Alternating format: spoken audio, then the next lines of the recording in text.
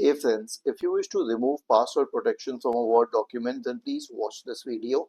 I will guide you through the procedure. Now it's not very difficult. Here's what you have to do.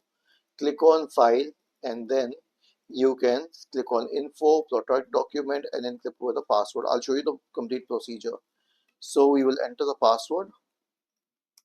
Okay, now this is password protected. I will save this as a file on the desktop. Okay,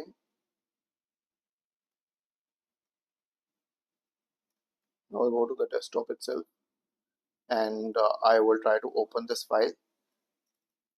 Once it is closed, I will try to open this file. It will ask for the password, so I will enter the password because I need to have the password to change the password. Now all I need to do is click on File, Info, Protect Document, and then I will click on Encrypt with Password and I will delete this password. I'll click on OK and that's it. It's not password protected now. Was this helpful?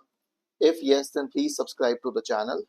If not, then let us know in the comment section of the video on how we could help you further. Thank you for watching this video and have a nice day.